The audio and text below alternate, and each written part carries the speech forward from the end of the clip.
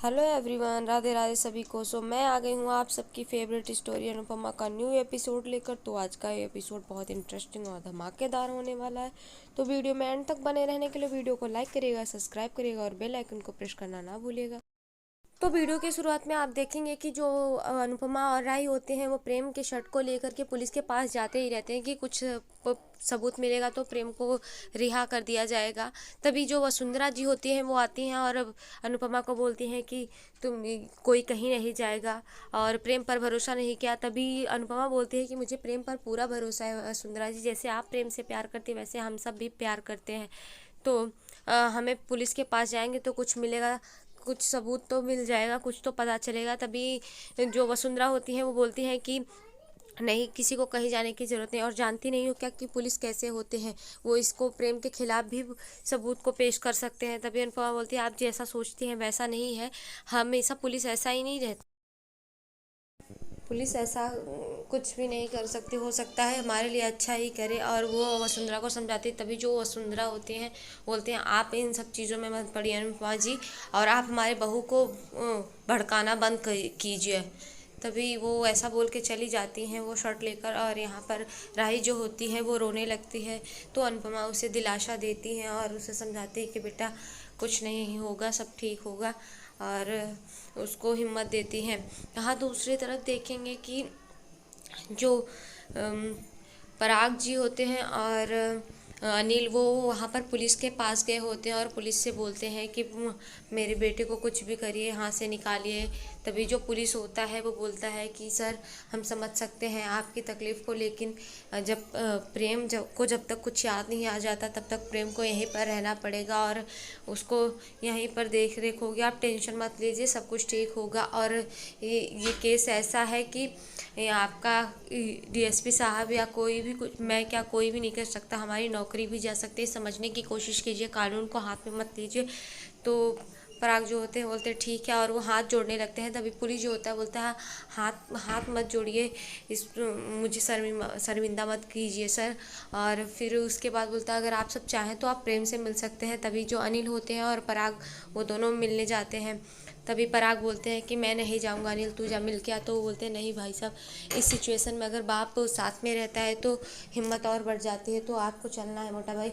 और वो उसको लेकर जाते हैं, लेकिन अंदर वो नहीं जाते, वो गेट के बाहर ही खड़े रहते हैं। और अनिल जो होते हैं वो अंदर जाते हैं, देखते हैं कि प्रेम जो होता है सर झुकाए हुए नीचे बैठा हुआ होता है और वो बहुत ही परेशान होता है। तभी ना अनिल जो होते हैं वो बोलते हैं सर झुकाए क्यों बैठा है, तू सर उठा के बात कर, तू ऐसा कुछ नहीं कर सकता, मैं जानता हूँ, मेरा दिल जानता है। तभी जो प्रेम होता है वो रोने लगता है और बोलता है लेकिन कैसे चाचा, मैं तो ऐसे, मुझे तो कुछ याद नहीं है।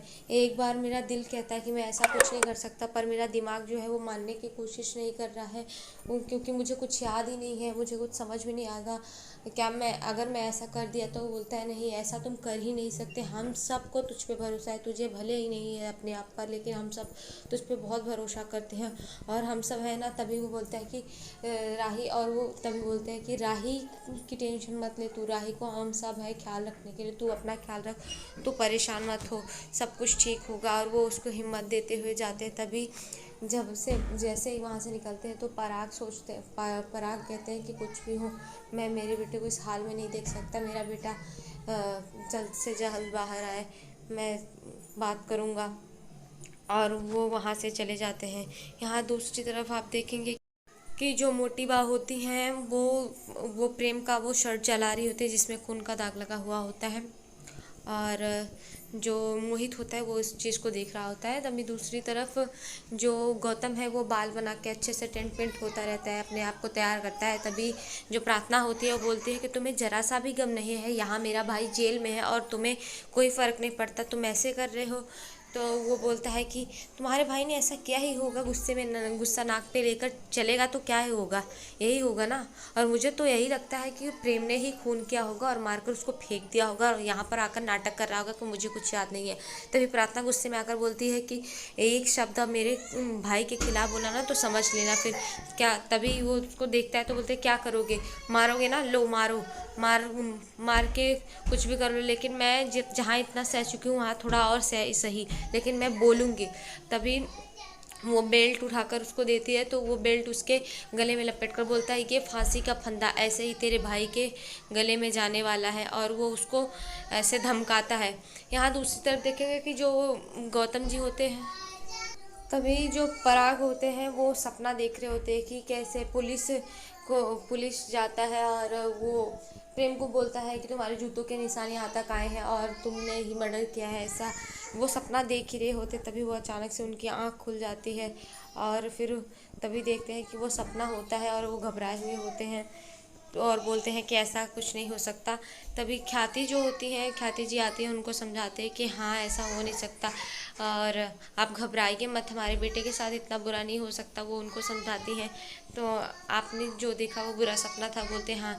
तभी ख्याति बोलती है कि मुझे ऐसा लगता है कि किसी ने मेरे प्रेम को फंसाया है और कोई फंसाने की कोशिश कर रहा है। तभी पराग बोलते हैं हाँ ख्याति जी, मुझे भी ऐसा लग रहा है कि मेरे प्रेम को फंसाया जा रहा है। तभी ख्याति बोलती है कि जिसने भी ये किया होगा ना, उसे इस माँ की बद्दुआ लगेगी और इस माँ की बद्दुआ से कहीं निकल नहीं पाएगा वो। और यहाँ दूसरी तरफ देखेंगे कि जो मोहित होता है वो बात कर रहा होता है, क्योंकि उसकी ही एक चाल रहती है प्रेम को फंसाने की। तो वो बात कर रहा होता है फ़ोन पे और बोलता है, तब ये बोलता है कि प्रेम को कि सॉरी बड़े भैया, लेकिन मुझे करना पड़ा। वैसे आदमी तुम बुरे नहीं हो, लेकिन क्या करूं, जो हो गया सो हो गया, ऐसा वो बोल करके मस्त रहता है। यहाँ पर दूसरी तरफ अनुपमा जो होती है वो सोच में पड़ी रहती है कि कैसे प्रेम के साथ लेके गया पुलिस और कैसे ही प्रेम के साथ ये सब हुआ, क्योंकि उसे भी पता है कि प्रेम ऐसा नहीं कर सकता। तभी वो टेंशन में रहती है। तो जो राघव होता है वो उसके लिए नींबू पानी लाता है और बोलता है कि ये ले लीजिए, आपको थोड़ा अच्छा फील होगा। तभी वो बोलता है कि अनुपमा जी, ये ज़िंदगी ऐसी ही होती है। तभी अनुपमा बोलती है कि ये ऐसी ज़िंदगी कैसे होती है, और इतना बोलकर वो रोने लगती है राघव जी। तभी राघव उसको दिलासा देते हुए बोलता है कि होता है, लेकिन तभी अनुपमा बोलती है कि आप जानते हैं कि मेरी बेटी की शादी अभी हुई और अभी से इतना कुछ झेल रही है।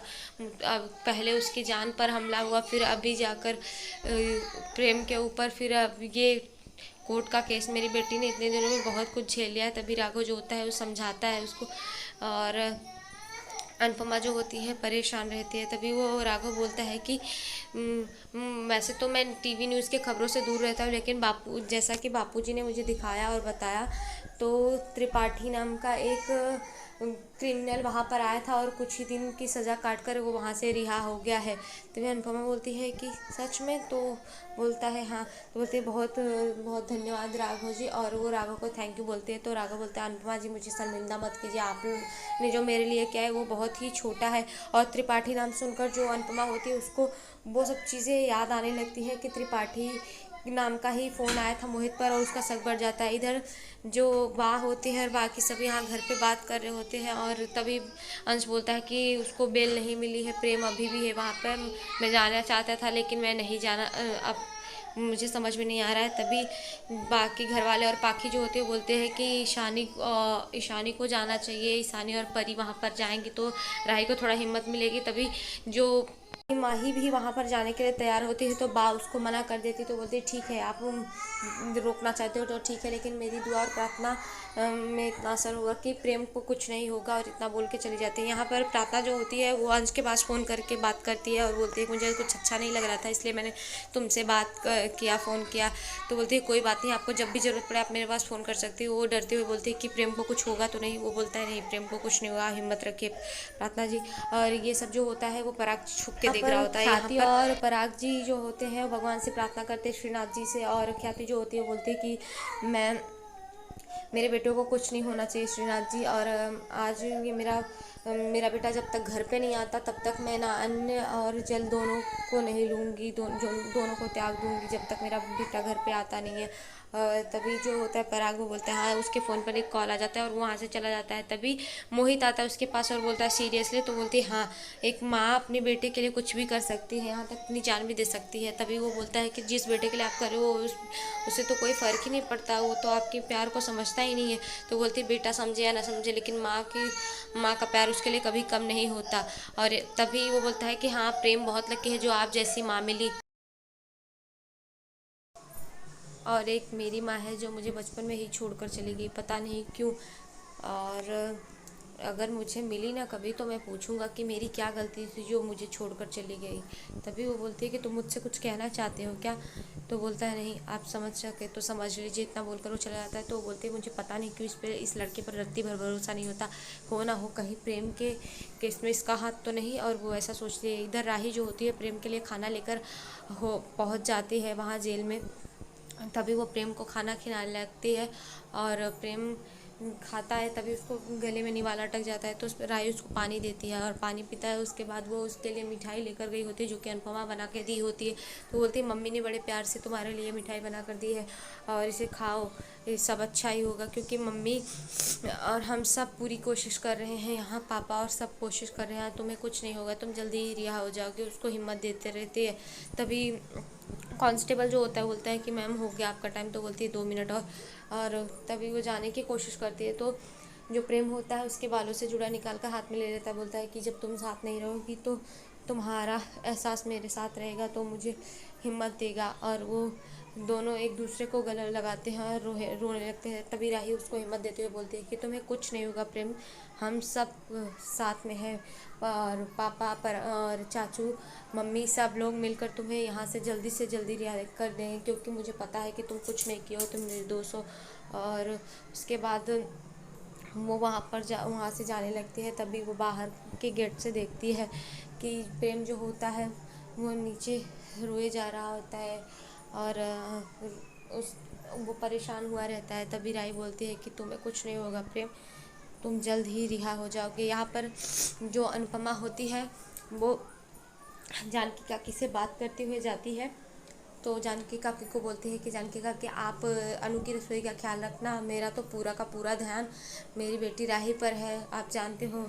अभी वो बातें करती है तो पूछते है कि तुमने ऑटो नहीं लिया है। तो बोलती है कि नहीं ऑटो लिया था लेकिन अभी वो रास्ते में ख़राब हो गई तो पैदल ही चली जा रही हूँ। और जाती है तभी देखती है मोहित जो होता है वो त्रिपाठी से बात कर रहा होता है। तभी जो अनुपमा होती है उसको वो सीन याद आ जाती है कि कैसे उसने अपनी बीवी और उसको लेकर आया था, नाटक किया था। और वो देख करके परेशान हो जाती है। तो मोहित को भी साथ में देखती है तो बोलती कहीं ये इससे मिला तो नहीं। वो देख कर के फिर छुपके से उसकी फ़ोटो को निकाल लेती है। यहाँ पर मोहित के पास पुलिस जाकर मोहित से पूछताछ कर रही होती है। तो पूछता है पुलिस की क्या क्या हुआ था और वो वही बताता है जो पहले ही बताया होता है, क्योंकि वो पूरा सच नहीं बताता है।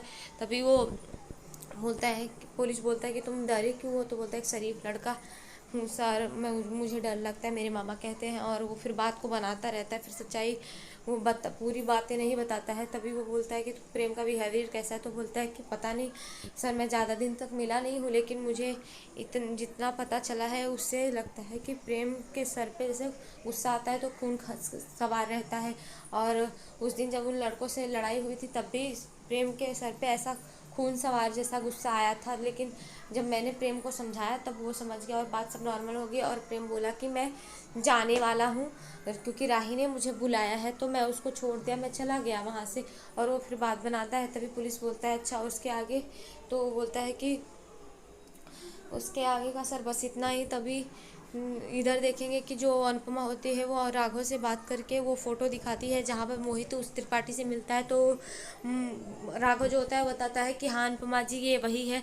तो बोलती है पक्का, बोलता है हाँ 100% श्योर। और वो देखती है तभी बोलती है कि ये वही, तभी जेलर साहब के पास से इसका सब कुछ इन्फॉर्मेशन मिल सकता है ना। तो बोलता है हाँ लेकिन बहुत पहले की बात है, हो सकता है ये अपना सब कुछ एड्रेस चेंज कर दिया हो। इधर इधर जो प्रेम होता है, प्रेम के बारे में उससे पूछा जाता है मोहित से। तो मोहित बोलता है कि उसके शर्ट सुबह जब आया था तो उसने एक मग पानी पूरा पी लिया था, उसका बिहेवियर ऐसा था। और मैंने देखा था कि उसके शर्ट पर दाग लगे हुए थे। तो पुलिस जो होता है वो डांट लगाता है। और तभी राही बोलती है, राही से पूछता है कि शर्ट कहाँ है। तो राही बोलती है कि मोटी बा के पास। और तो आज के एपिसोड में इतना ही, फिर मिलते हैं आपसे नेक्स्ट एपिसोड में। तो आप नेक्स्ट एपिसोड में देखेंगे कि कोर्ट का टाइम हुआ रहता है और अनुपमा परेशान रहती है। लेकिन तभी जो अनुपमा होती है वो उस इंसान को ढूंढ निकालेगी जो कि झूठा मरने का नाटक किया है। और उसका शक जो है वो यकीन में बदल जाएगा। तभी आप देखेंगे कि जो राही होती है वो भी पूरा मोहित के सच का पता लगा लेगी। अब आगे क्या होता है जाने के लिए देखिएगा। और अगर वीडियो पसंद आई हो तो वीडियो को लाइक करिएगा, सब्सक्राइब करिएगा और बेल आइकन को प्रेस करना ना भूलिएगा, ताकि आपको वीडियो से जुड़ी हर इन्फॉर्मेशन मिलती रहे। तब तक के लिए bye bye, take care, Radhe Radhe, और मिलते हैं आपसे नेक्स्ट एपिसोड में।